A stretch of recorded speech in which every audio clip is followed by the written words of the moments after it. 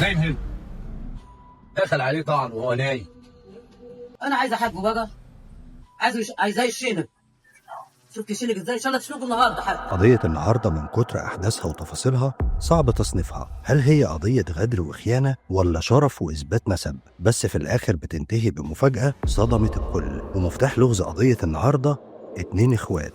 والسؤال المهم، يا ترى إيه أصل الحكاية؟ لكن قبل ما نبدأ حضر مشروبك وحط السماعات، ولو جاهز يلا نبدأ قصة النهاردة.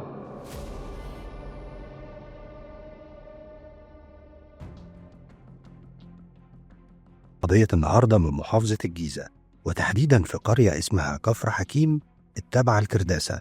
تبدأ أحداث قصتنا سنة 2024 مع شخص ماسك سكين وغرقان دم وبيقول قتلته. والحقيقة إن القضية دي التفاصيل اللي فيها والدوافع أغرب من بعض.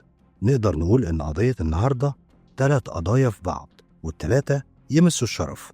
بس في الأول عاوزين نصلي على النبي، وخليك فاكر إن بسرد عليك الأحداث بأدق تفاصيلها عشان أعيشك كل لحظة فيها، وإن الغرض مش الإطالة. خلونا في الأول نتعرف على الأحداث والشخصيات. وأول شخصية شوقي حربي، اللي وقت الأحداث كان عمره 27 سنة، متجوز ومخلف وبيشتغل سواق توك توك، شاب في حاله ومالوش في المشاكل. وفي نفس المنطقة كانت عايشة أخته هاجر اللي عمرها 25 سنة، متجوزة وعايشة مع جوزها ولسه ربنا رزقهم بطفل. المنطقة اللي هم فيها أو الشارع ده بالتحديد كل اللي ساكنين فيه قرايب، يعني شوقي وهاجر كانوا عايشين وسط أعمامهم وعماتهم، ولأن والدهم اتوفى من فترة قريبة فالكل اهتم بيهم، والاهتمام زاد لما والدتهم اختفت. رغم إن شوقي وأخته هاجر كبار ومتجوزين وكل واحد فيهم عايش في بيته، لكن اهتمام الأهل بيهم كان نوع من أنواع رد الجميل لوالدهم الحاج حربي اللي كان بيتعامل مع الكل بحب. بس الحالة دي ما استمرتش كتير، لأن في شهر أكتوبر كل حاجة اتبدلت والحياة الهادية قلبت لفيلم هندي. في الوقت ده شوقي عرف إن أخته هاجر احتمال تتحبس، وأغلب الظن إن عليها وصل أمانة أو اتخانقت مع حد. بس الصادم إن كل التخمينات دي كانت أقل بكتير من فعلتها، والحقيقة إنها حاولت تسمم حماها وحماتها وتنهي حياتهم. والسبب في ده هنعرفه مع سرد الأحداث، لأن دي ما كانتش عملتها الوحيدة.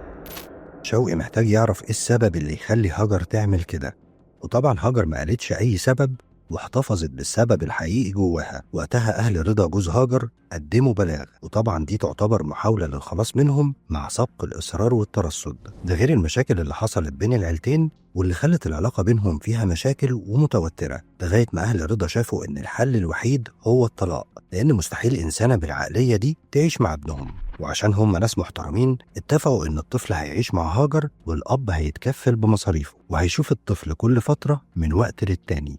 وتم الطلاق، وهاجر رغم فعلتها الا انها خدت كل مستحقاتها، والاب كان فعلا ملتزم بوعده وبيصرف عليها وعلى ابنه. وبما اني قلت لك ان الحكاية قلبت فيلم هندي فمش هتنتهي لحد هنا، عشان رضا طليق هاجر وهو بيعمل تحاليل عرف معلومة حرفيا غيرت حياته كلها، والمعلومة دي انه عقيم وما بيخلفش. وعشان يتأكد اخد عينة من الطفل، يمكن تحاليل المعمل فيها غلط او اتبدلت، وتأكد انه فعلا مش بيخلف وان الطفل ده مش ابنه.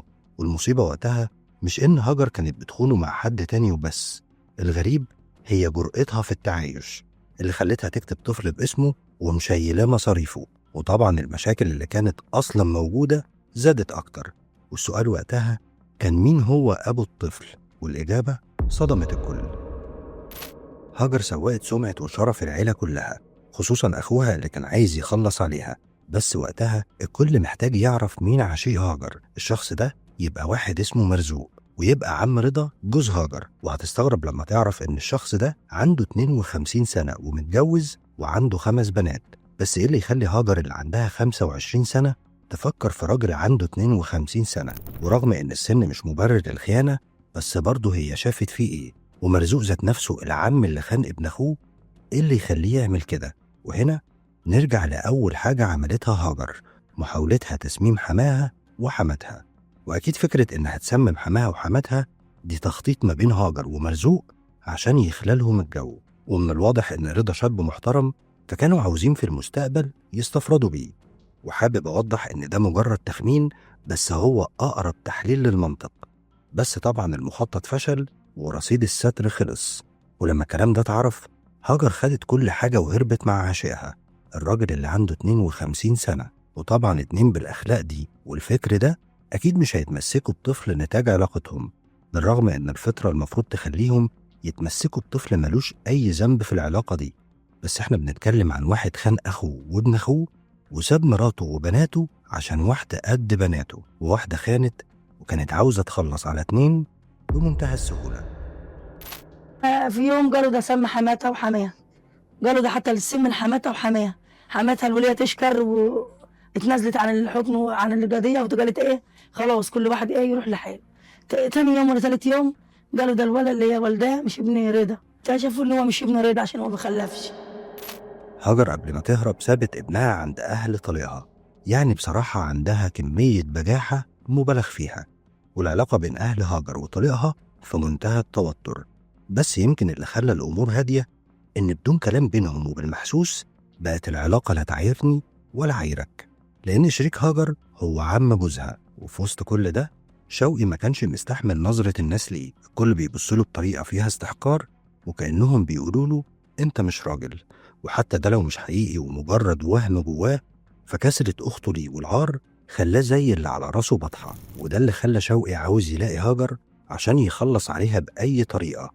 بس قرايبه كانوا بيحاولوا إنهم يهدوه، وبالأخص جوز عمته جيهان اللي اسمه الحاج شامل. الحاج شامل زعران عمره 58 سنة وبيشتغل غفير في الجمعية الزراعية، وكان قاعد في البيت معظم الوقت لأن جات له جلطة خلته ما يتحركش كتير.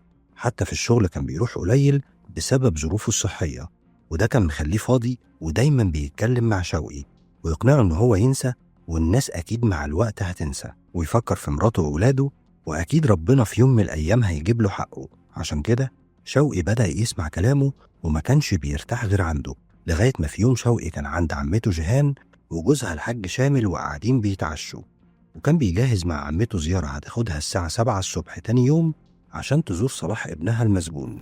وشربوا الشاي، وعلى الساعة 11 بالليل شوقي قام وروح لبيته. وتاني يوم الصبح الموافق التلات 10 ديسمبر 2024 سكان المنطقة وعيلة شوقي شافوه ماسك سكينة وهدومه غرقانة دم، وبمنتهى الهدوء ولع سيجارة وقال للموجودين بلغوا الشرطة.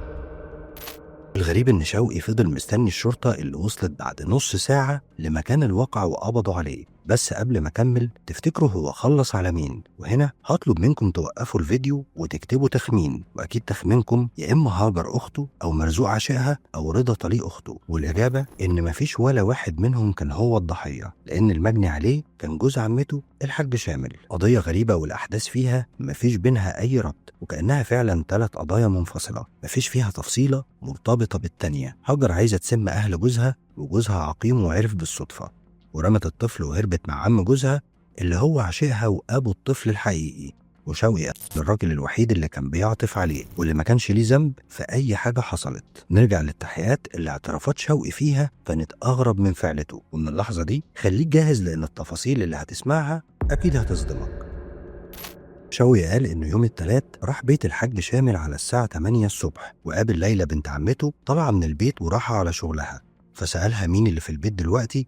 قالت له مفيش غير بابا ونايم جوه. طبعا لأنه مش غريب سابته يدخل وراحت على شغلها، وفعلا دخل ولقى الحاج شامل نايم، فطلع سكينة كانت معاه وطعنه 3 مرات في وشه ورقبته وصدره. والحاج شامل اتوفى في لحظتها بدون ما يقاوم أو حتى يعرف السبب. وللأسف دي ما كانتش النهاية، ولا شوقي استكفى باللي عمله، لأنه فضل يتعرض 6 مرات كمان غير أول 3 مرات، رغم إن المرة بس اللي في رقبته كانت كفيلة بإنهاء حياته. وجي قاعد معانا وسهر معانا وجهز الزياره مع عمته، ومشي الساعه 11 الا ربع من عندنا. يعني بين الجريمه وبين ما اروح نام مفيش 3-4 ساعات. عايش على مرتب الحكومه بياخد له بتاع 2000 جنيه ما يسوش الواحد ميه، وراضي وعايش في عيشته زي ما انت ما شايف. ادي عيشه عمك شامل اهي. عمرنا ما عايزينها مخلوق في البلد دي. انا عايز حق اخويا.